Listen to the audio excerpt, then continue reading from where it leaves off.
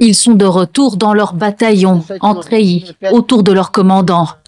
Dans ce camp dans l'est de l'Ukraine, une douzaine de soldats s'entraînent avant de rejoindre le front.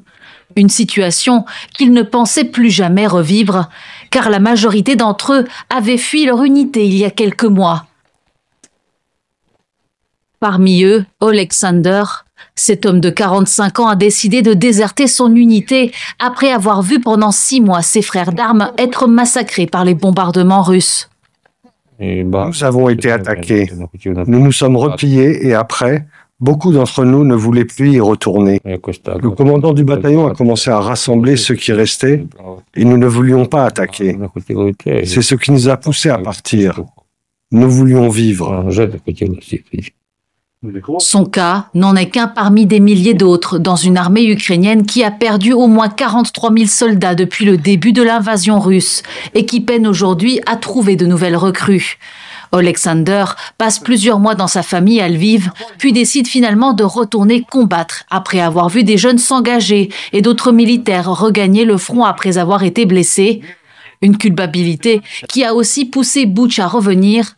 Il a fui son unité fin 2022. Le simple fait de rester sous un bombardement constant entraîne une détérioration progressive de l'état mental. On devient fou petit à petit. Vous êtes constamment stressé. Vous ne vous contrôlez plus.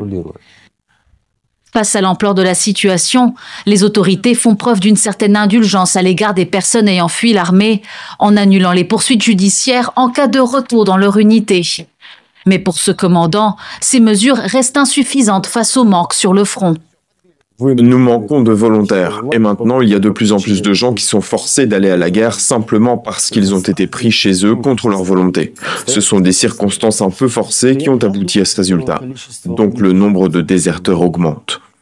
Selon le parquet ukrainien, près de 8000 soldats sont retournés sur le front en novembre après avoir fui les combats, un chiffre bien inférieur au nombre de désertions que les autorités évaluent à près de 90 000 depuis 2022.